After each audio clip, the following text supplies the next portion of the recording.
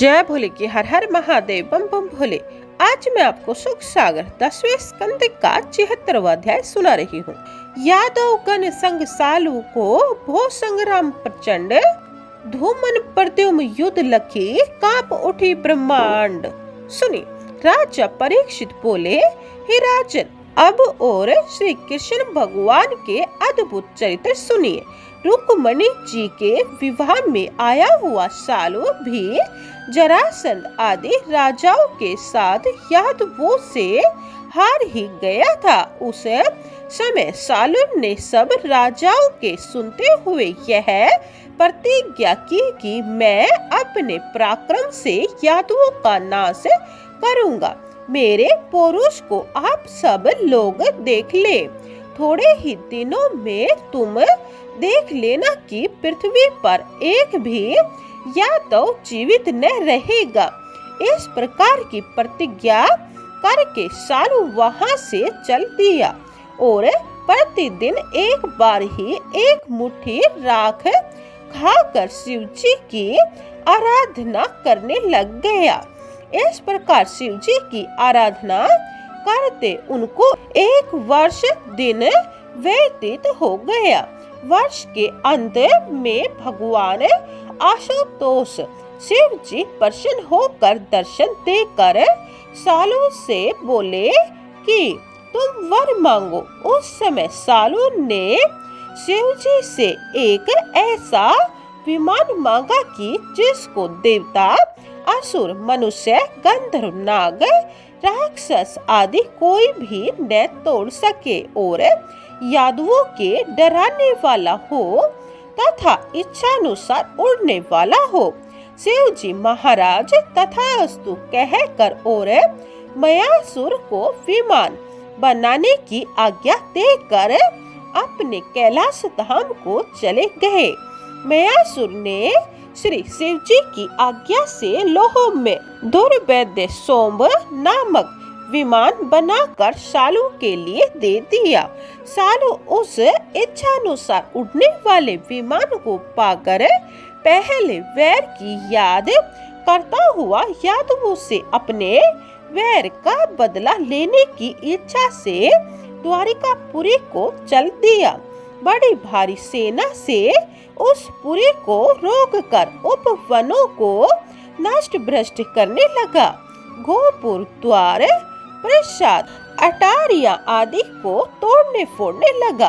विमान से शस्त्रों की वर्षा करने लगा। शिलाएं, पेड़, सांप आदि ऊपर आकाश में से गिरने लगे। इस प्रकार उससे पीड़ित होकर यादव लोग घबराने लगे। प्रद्युम्न जी इस प्रकार प्रजा को उससे पीड़ित देख आप लोग डरो मत, यह कह रथ में बैठकर पुरी से बाहर निकले।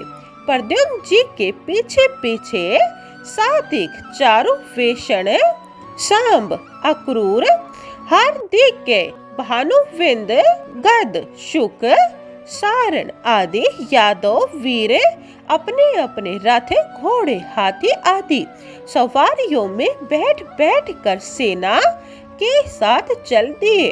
उस समय देवता और दानवों में अमृत के लिए जैसे युद्ध हुआ था उसी प्रकार सालों और यादवों का घोर घमासान युद्ध होने लगा।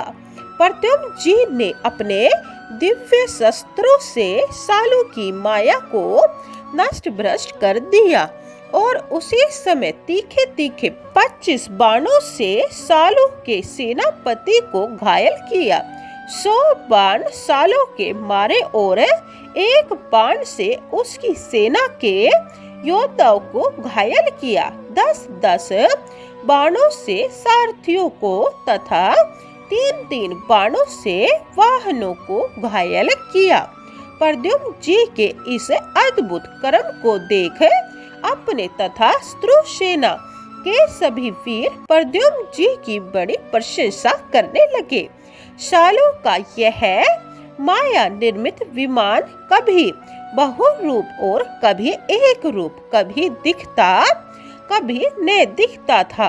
वह विमान कभी धरती पर तो कभी आकाश में और कभी पर्वत की चोटी पर तो कभी जल में इस तरह घूमता हुआ एक जगह स्थिर नहीं रहता था।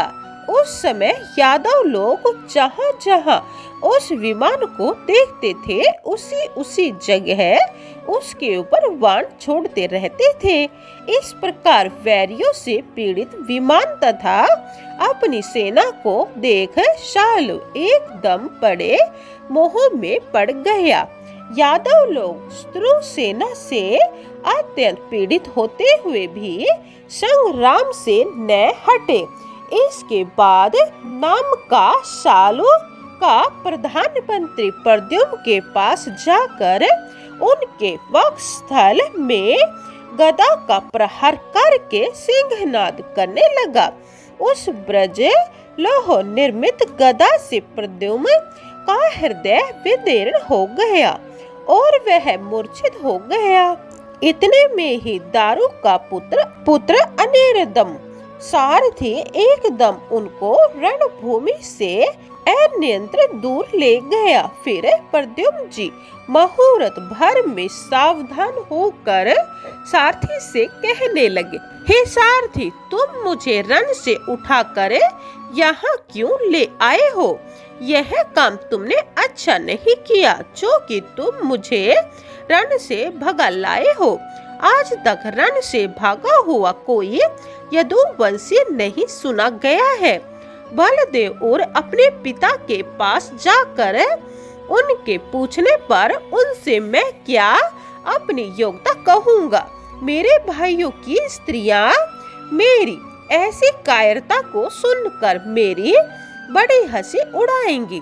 सारथी बोला, हे आयुष्मान, सारथी का कर्तव्य है कि वह विपत्ति में फंसे हुए अपने रथी की रक्षा करे और रथी का धर्म है कि वह सारथी की रक्षा करे। इसी कारण मैंने ऐसा किया है।